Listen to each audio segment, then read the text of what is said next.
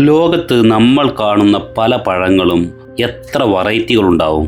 ഉദാഹരണമായിട്ട് ആപ്പിൾ എടുക്കുകയാണെങ്കിൽ ആപ്പിൾ ലോകത്ത് എത്ര വെറൈറ്റി ആപ്പിളുകളുണ്ടാവും? നമ്മുടെ മനസ്സിൽ വരിക ഒരു 10, അതല്ലെങ്കിൽ ഒരു 20, അതല്ല പല മാളുകളിലും കണ്ട സ്ഥിതിക്ക് ഒരു 30 വെറൈറ്റികൾ ആപ്പിളുകളുണ്ടാവും അല്ലേ? പക്ഷേ ലോകത്ത് 7500-ലധികം വെറൈറ്റി ആപ്പിളുകളുണ്ട്.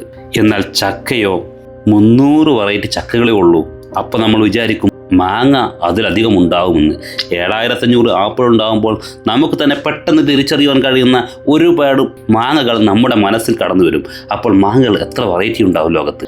നമ്മൾ സ്വാഭാവികമായിട്ടും വിചാരിക്കും ഒരു 10-600 വെറൈറ്റികളെന്ന്. അങ്ങനെയൊക്കെയാണ് വിചാരിക്കാൻ സാധ്യത. പക്ഷേ ആപ്പിൾ 7500 വെറൈറ്റി ഉണ്ടെങ്കിൽ മാംഗോ ഒരു 10000 വെറൈറ്റി ഉണ്ട് എന്ന് വിചാരിക്കും. പക്ഷേ മാംഗോ 1100 വെറൈറ്റി മാംഗോകളാണ് നമുക്കിതുവരെ ലഭ്യമായിട്ടുള്ളത്. അതുപോലെ തന്നെ ഓറഞ്ചുകൾ 1000-ലധികം.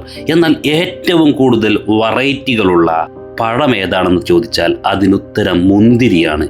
10000-ലധികം വ്യത്യസ്തമായിട്ടുള്ള മുന്തിരി വർഗ്ഗങ്ങൾ ലോകത്തുണ്ട്. 2ാം സ്ഥാനം വരുന്നത് ആപ്പിളിന് തന്നെയാണ്. എന്നാൽ 3ാം സ്ഥാനം വരുന്നത് എന്തിനാണെന്ന് നമുക്കറിയുമോ?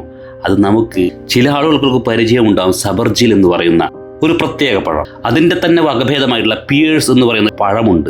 ആ പഴമാണ് ലോകത്ത് ഏറ്റവും കൂടുതൽ ഉള്ളതിൽ 3ാം സ്ഥാനം വരുന്നത്.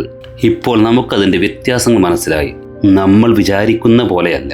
വലിയൊരു മാളിൽ പോയാൽ നമുക്ക് ലഭിക്കുക 15 വെറൈറ്റിയോളം ആപ്പിളുകളാണെങ്കിൽ 4 വെറൈറ്റിയോളം മുന്തിരികളെ ലഭിക്കുകയുള്ളൂ. പക്ഷെ ലോകത്തുള്ളത് 10000-ൽ അധികം വെറൈറ്റികളാണ്.